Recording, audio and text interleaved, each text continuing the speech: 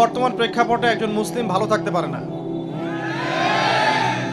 বর্তমান প্রেক্ষাপট এতই খারাপ, কিয়ামতের আলামতগুলো এমনভাবে প্রকাশ হয়েছে এখন যে একজন ইমানদার মুসলিমের পক্ষে নিশ্চিন্তে থাকা আর ভালো থাকাটা খুব কষ্টকর।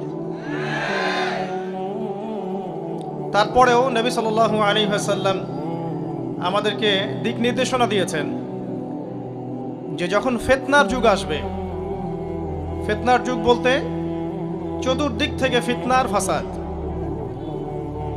ফিতনা ফাসাদ কেমন, মানে আল্লাহ রাব্বুল আলামিন কোরআনে একটা বিষয় বলছেন, সমাজ তার উল্টা চলছে, এগুলো ফিতনা।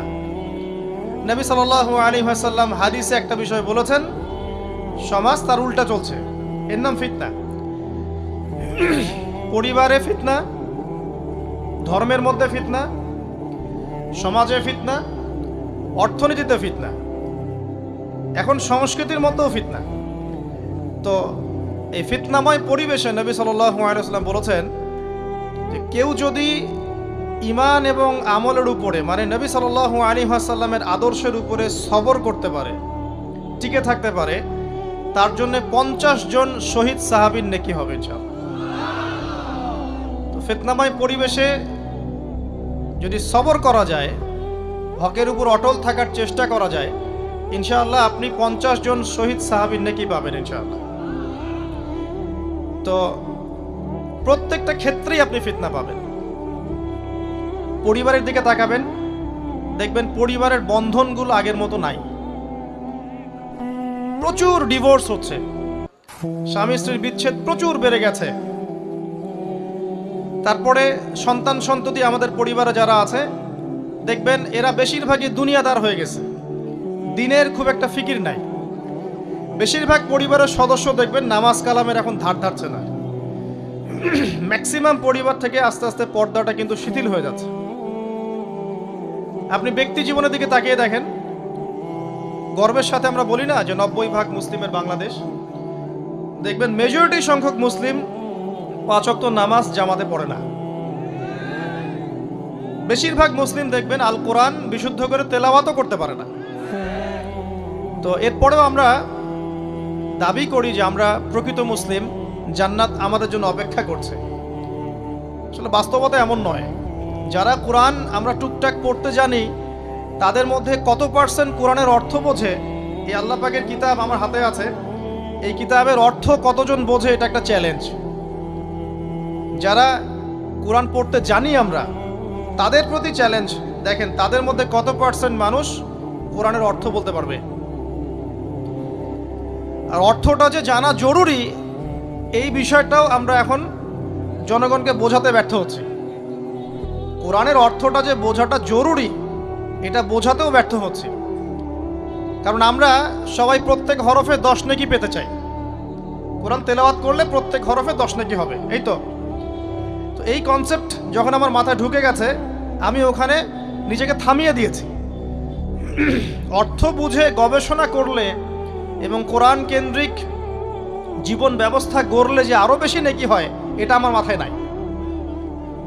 প্রত্যেক হরফে 10 নেকি তো আপনি পাবেন তেলাওয়াত করলে, কিন্তু অর্থ বুঝে এর ভিতরে ঢুকলে, গবেষণা করলে এর মূল স্বাদটা পাওয়া যায়, এটা আমরা বুঝতে পারছি না। দেখবেন বেশিরভাগ মানুষ কোরআনের অর্থটা জানে না। আবার আমরা যারা টুকটাক ভাঙাচুরো অর্থ জানি, তারা আবার দেখবেন কোরআনের সমস্ত আদেশ মেনে চলতে পারছি না এবং কোরআনের সমস্ত নিষেধও বর্জন করতে পারছি না। সমস্যা কিন্তু এখানেও থেকে গেছে। আবার কোরআনের ব্যাখ্যায় আছে হাদিস। তো এই হাদিসকে কেন্দ্র করে কোনো বিভ্রান্তির সুযোগ ছিল না, কিন্তু এখানেও আমরা বিভিন্ন জাল এবং মানে বানোয়াট হাদিসের উপর আমলও শুরু করেছি। হাদিসের নামে এমন অনেক কিছুই চলছে সমাজে যেগুলোর সাথে হাদিসের কোনো সম্পর্ক নাই। আমি বলতে চাচ্ছি যে হাদিসের নামে আবার সমাজে এমন অনেক আমল চালু আছে যেগুলোর সাথে আবার হাদিসের কোনো সম্পর্ক নেই। তো দেখুন, ধর্মের মধ্যেও সমস্যা থেকে গেছে। আবার আমরা সবাই মুসলিম, আমাদের সবার ইউনাইটেড থাকার কথা। মুসলিম একটা জাতি, তাদের আল্লাহ একজন, রাসূল একজন, কেবলা এক, তাদের সবার মধ্যে একটা ইউনিটির কথা ছিল। কিন্তু আমরা ধর্মতাত্ত্বিকভাবে এবং পলিটিক্যালি আমরা বিভিন্ন দলে বিভক্ত, এবং আপোষের মধ্যে মিল মহব্বত কম। বাইরে হয়তো আমরা বলি যে আমি একজন ধর্মতাত্ত্বিক দলের সদস্য, সে আরেকটা ধর্মতাত্ত্বিক সংগঠনের সদস্য, সে আরেকটা মানহাজ ফলো করে, সে আরেক জামায়াতের, সে আরেক তরিকার ইত্যাদি। আমরা সবাই এক, যদি আমরা বাইরেই কথাটা বলি, কিন্তু অন্তর থেকে কিন্তু আমাদের এই বিষয়টা আসছে না। তো দেখুন, ধর্মকেন্দ্রিক অনেক প্রবলেম থেকে গেছে এখনো। আবার আল্লাহ রাসূল সাল্লাল্লাহু আলাইহি ওয়াসাল্লাম হাদিসের মধ্যে এবং আল্লাহ পাক কোরআনের মধ্যে ধর্ম নিয়ে বাড়াবাড়ি করতে নিষেধ করেছে। ধর্ম নিয়ে বাড়াবাড়ি করো না, তোমরা নিজেদের ধর্ম পালন করো। তা আমরা নিজের ধর্ম যতটা না পালন করি, অন্যের ধর্মের দিকে আঙ্গুলটা তার চেয়ে বেশি তুলি। আমরা আগে নিজের রিলিজিয়নটাকে ঠিক মতো পালন করি, দেখবেন সমাজ ঠিকই পরিবর্তন হয়ে গেছে ইনশাআল্লাহ। তো আমি একটা ধর্ম পালন করি বলে অন্য ধর্মের মানুষের প্রতি বিদ্বেষ পোষণ করতে হবে বা তাদের উপর ঘৃণার মনোভাব প্রকাশ করতে হবে, এটা আল্লাহ পাক শেখান নাই, তার রাসূল শেখান নাই। আল্লাহ এবং তার রাসূল কি শিখিয়েছেন? ইসলামের সত্য বিষয়টাকে আপনি সবার সামনে উপস্থাপন করবেন, যার ইচ্ছা হবে সে কবুল করবে, যার ইচ্ছা হবে সে অস্বীকার করবে। যার যার কবরে শেষে যাবে, যার যার হিসেব শেষে দিবে। চাপিয়ে দেওয়ার সিস্টেমটা ইসলামের মধ্যে নাই। এখন আসেন, পরিবারের আপনাকে ফিতনা কিছু বললাম। অর্থনীতির জীবনে যাবেন, ব্যবসা বাণিজ্যের মধ্যে যান, দেখেন বেশিরভাগ কালোবাজারি করছে, সিন্ডিকেট করছে, মজুতদার মাপে কম দিচ্ছে, জনগণকে ঠকাচ্ছে, করছে না? এগুলো পলিটিক্যাল ফিতনা, এগুলো ইকোনমিক্যাল ফিতনা। তারপরে আপনি আরো দেখবেন ইকোনমিক সেক্টরে রিবা ভর্তি, সুদ। রিবা মানে কি? সুদ, রিবা দিয়ে ভর্তি। ঘুষ ছাড়া কাজ হচ্ছে না, ঠিক আছে? অন্যের সম্পদ আত্মসাৎ না করলে আমাদের পেটের ভাত হজম হচ্ছে না। তো এই যে দুর্নীতি বলেন, ঘুষ বলেন, রিবা বা সুদ বলেন, হ্যাঁ, তারপরে কালো বাজারি বলেন, কালো টাকা সাদা করার টেন্ডেন্সি বলেন, পাচার বলেন, সবগুলো অর্থনৈতিক ফিতনা। এগুলো হচ্ছে কি? অর্থনৈতিক ফিতনা। আর বিশ্বের ফিতনা তো পরে, ওটা তো বলার অপেক্ষা রাখে না। মানে বিশ্বের সবচেয়ে বড় ফিতনা ছিল দ্বিতীয় বিশ্বযুদ্ধ। তার আগে একটা হয়েছে প্রথম বিশ্বযুদ্ধ, যেখানে প্রায় কয়েক কোটি মানুষ মারা গেছে, আর সেকেন্ড ওয়ার্ল্ড ওয়ারে আরও বেশি মানুষ মারা গেছে। তো এখন বিশ্বকে ঠেলে দেওয়া হচ্ছে একটা থার্ড ওয়ার্ল্ড ওয়ারের দিকে। মানে যে কোনো সময় একটা তৃতীয় বিশ্বযুদ্ধের আশঙ্কা করছেন এখনকার যারা মিলিটারি অ্যাফেয়ার্স নিয়ে পড়াশোনা করেন, ওয়ার্ল্ড অ্যাফেয়ার্স নিয়ে পড়াশোনা করেন, তারা এগুলো বলতে পারবেন ভালো। বিশ্বকে একটা খাদ্য মন্দার দিকে ঠেলে দেওয়া হচ্ছে, বিশ্বকে একটা দুর্ভিক্ষের দিকে ঠেলে দেওয়া হচ্ছে, এবং মহামারীর মধ্য দিয়ে অলরেডি কিন্তু আমাদের বিভিন্ন দেশের ইকোনমিক অবস্থা ভালো না। তার উপরে খাদ্য সংকট, তার উপরে যে বৈশ্বিক যুদ্ধগুলো, আমদানি রপ্তানি বন্ধ হয়ে যাচ্ছে, তেল গ্যাসের দাম বেড়ে যাচ্ছে, জনগণ হাহাকার করছে। এই পলিটিক্যাল গ্লোবাল অ্যাফেয়ার্সের ফিতনা এগুলা। তা আপনাকে এই জন্যই প্রথমে আমি একটা কথা বললাম যে ফিতনাময় একটা পরিবেশে একজন মুমিন যার অন্তর্দৃষ্টি আছে, যে কোরআন এবং সুন্নাহ দিয়ে এই বিশ্বের এই রহস্যগুলো উদ্ঘাটন করতে পারে, সে ভালো থাকতে পারে না। তার মনটা সবসময় কিন্তু মানে ব্যাকুল থাকবে যে কিভাবে এইসব সমস্যা থেকে নিজে উত্তরণের পথ খুঁজতে পারি, আর আমার পরিবারকে বাঁচাতে পারি, আর আমার জনগণকে বাঁচাতে পারি। আর যদি আপনি আত্মকেন্দ্রিক হন, স্বার্থপর হন, তাহলে নিজের চটকায় তেল দিবেন, নিজে ভালো থাকলেই বাপের নাম। তো দেখুন, এই জামানার কথাই নবীজি বলছেন সাল্লাল্লাহু আলাইহি ওয়াসাল্লাম, তোমাদের সামনে এমন একটা যুগ আসছে, নবীজি বলছেন জামানা সবরিন, কঠিন জামানা, যেই জামানায় ঈমান নিয়ে চলাটা হবে হাতের মধ্যে আগুন নিয়ে চলার মতো। নবীজি বলছেন ওই সময়ে সাহাবী জিজ্ঞাসা করছেন, ইয়া রাসূলুল্লাহ, আমি ওই সময়ে কি করব? ওই সময় আমি কি করব? আমাকে কি পরামর্শ দিচ্ছেন? নবী সাল্লাল্লাহু আলাইহি ওয়াসাল্লাম বলছেন, হে আমর ইবনে আস, তুমি ওই সময় বাড়িতে অবস্থান করো, বাসায় থাকো, বিনা প্রয়োজনে বাড়ির বাইরে এসো না। ওই সময় তুমি নিজের পাপের জন্য আল্লাহর কাছে ক্রন্দন করতে থাকো, বিনা প্রয়োজনে বাড়ির থেকে বের হয়েও না। আর মানুষের সাথে এত বেশি মেলামেশা করো না, নিজে তোমার আমল, তোমার গুনাহ নিয়ে ব্যস্ত থাকো, তোমার পাপের জন্য আল্লাহর কাছে কান্নাকাটি করো, ইনশাআল্লাহ তুমি নাজাত পেয়ে যাবে। এটা একটা অপশন, ফিতনাময় পরিবেশে আপনি কিভাবে বাঁচবেন, এটা একটা অপশন। আরেকটা হাদিসে গিয়ে নবী সাল্লাল্লাহু আলাইহি ওয়াসাল্লাম বলছেন, যে যখন এমন ফিতনাময় পরিবেশ আসবে তখন যদি তোমরা এই আমর বিল মারুফ নাহি আনিল মুনকার, সৎ কাজের আদেশ অসৎ কাজের নিষেধ, আমার সুন্নতের উপর অটল থাকতে পারো, তাহলে তোমরা 50 জন শহীদের নেকি পাবে। সাহাবায়ে কেরাম বলছেন, ইয়া রাসূলুল্লাহ আমিনহুম আও মিন্না, তাদের মধ্যে 50 জন নাকি আমাদের মধ্যে 50 জন শহীদ? নবী করিম সাল্লাল্লাহু আলাইহি ওয়াসাল্লাম বলছেন, বাল মিনকুম, বরং তোমাদের মধ্যে 50 জন শহীদ। এটা অপশন নাম্বার 2। এক কি বললাম, আপনি নিজেকে নিয়ে ব্যস্ত থাকেন, বাসায় থাকেন, বিনা প্রয়োজনে বাড়ির থেকে বের হবেন না, মানুষের সাথে কম মেলামেশা করেন এবং নিজের পাপের জন্য আল্লাহর কাছে কান্নাকাটি করেন, নিজের আমল নামা নিয়ে ব্যস্ত থাকেন, ইনশাআল্লাহ নাজাত পাবেন। 2 নাম্বার, যদি আপনার কাছে আরো বেশি যোগ্যতা থাকে এবং আপনি আরো বেশি সাহসী হন এবং আপনি উম্মার দেশের জনগণের কল্যাণ কামনা করেন, তাহলে অন্যদেরকেও এই ফিতনাময় পরিবেশে টিকে থাকার ফর্মুলা বলে দেন। এখানে সবর করেন, আমর বিল মারুফ নাহি আনিল মুনকারের কাজ করেন, আল্লাহ পাক আপনাকে ইনশাআল্লাহ 50 জন শহীদ সাহাবী নেকি দিবেন। আরো অপশন আছে। কি অপশন? ওই যে আসহাবুল কাহফ কি করেছিল, একটা ফিতনাময় পরিবেশ থেকে নিজেরা আস্তে করে সরে গিয়েছে। যখন আপনি পরিবেশকে পরিবর্তন করতে আর পারছেন না, দাওয়াত দিয়েও কোনো কাজ হচ্ছে না, মানুষ কথাও শুনছে না, জুলুম নির্যাতন বাড়তেই আছে, টিকে থাকা মুশকিল, তখন তাদের হিসেবের দায়িত্ব আল্লাহর উপর ছেড়ে দেন, আপনি ওখান থেকে ডিসকানেক্টেড হয়ে যান।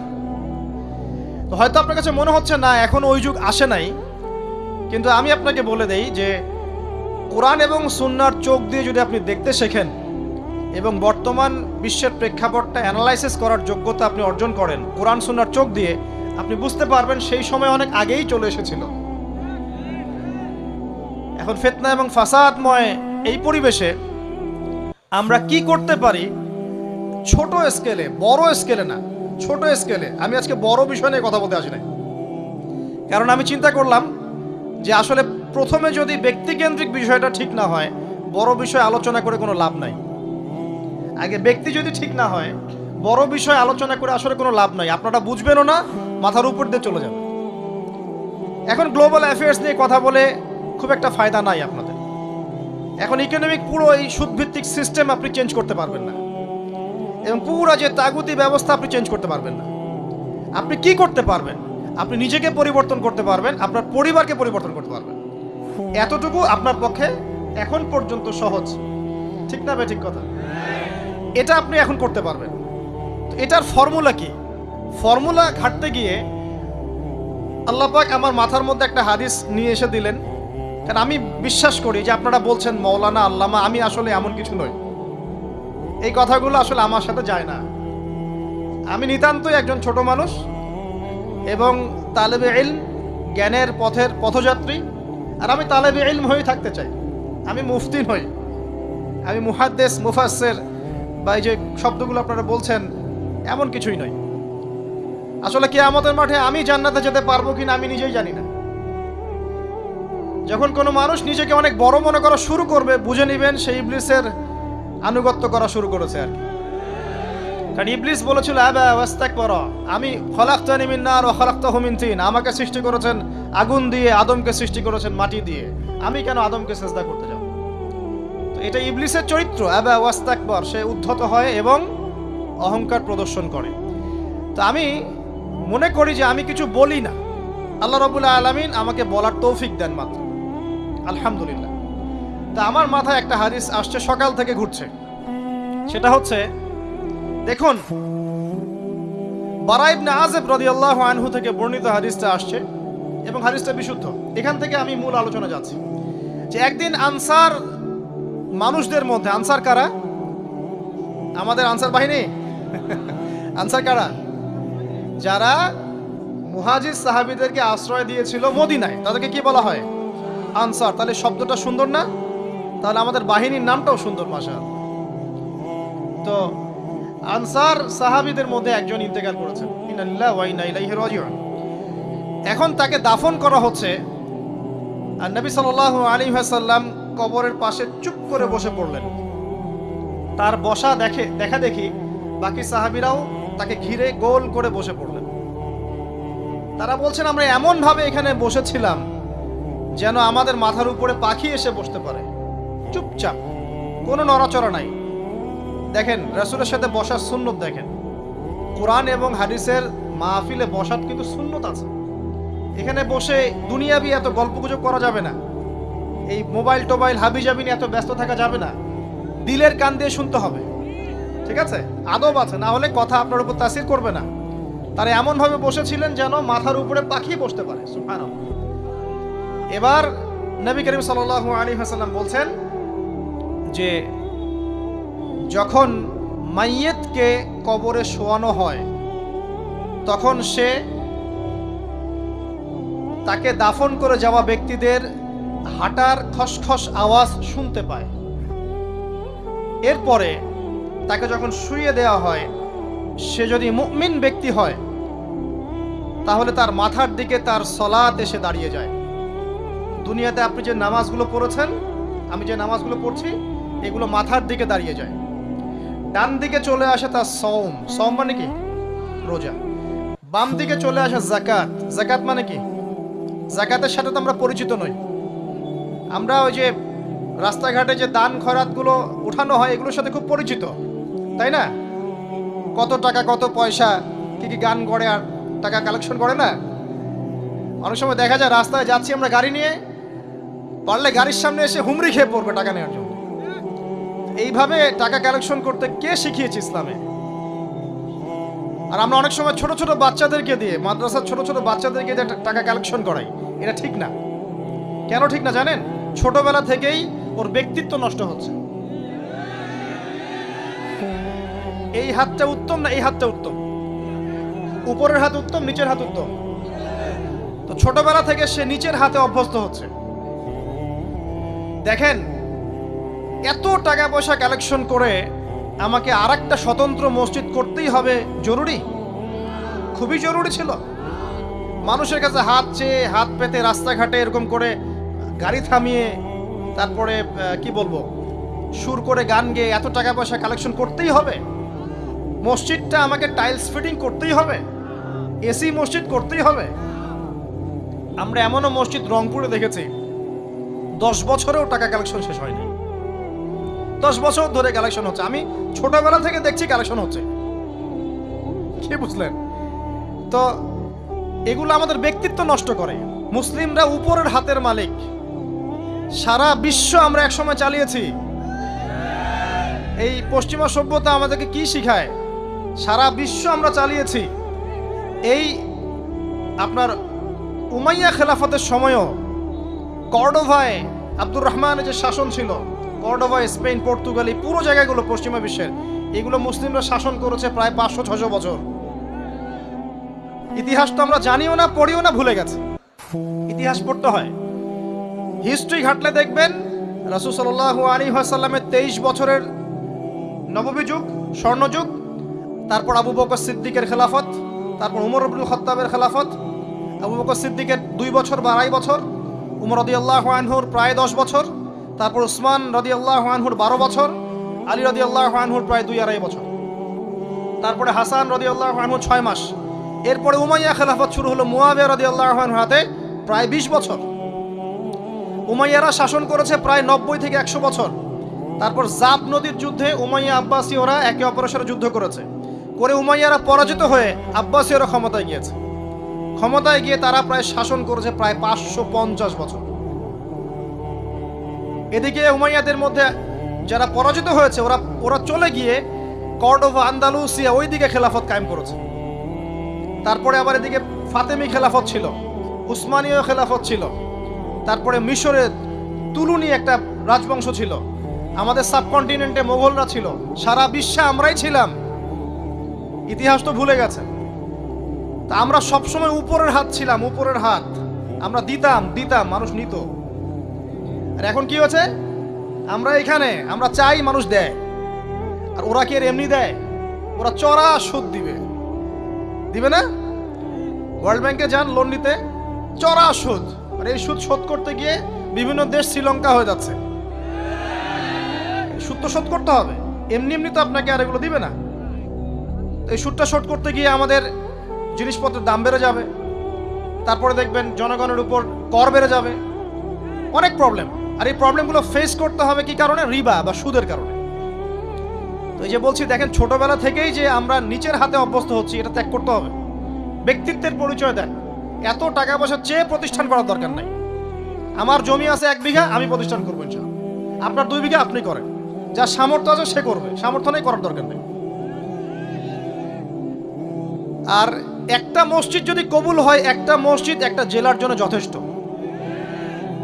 একটা মসজিদে নবী আলাইহিস সালাম সারা দুনিয়া শাসন করেছে। আর আমাদের তো কোটি কোটি মসজিদ, কোটি কোটি মসজিদ বাংলাদেশে। এই যুগের কথাও নবীজি বলেছেন, যে যুগে মসজিদগুলো চাকচিক্যময় হবে, মসজিদগুলো কি হবে? চাকচিক্যময় হবে, হেদায়েত উঠে যাবে এবং মসজিদের মধ্যে শোরগোল হট্টগোল বেড়ে যাবে। দেখেন না মসজিদে হট্টগোল বেড়ে গেছে না? এটা সেই যুগ। তো যেটা বলছিলাম প্রিয় ভাইরা, যে নিচের হাতে অভ্যস্ত না, উপরের হাতে অভ্যস্ত হতে হবে। এই কারণে এই যে একটা হাদিসের কথা শুরু করলাম, যে আনসার সাহাবী কারা ছিল? যারা মুহাজির সাহাবীদেরকে আশ্রয় দিয়েছে।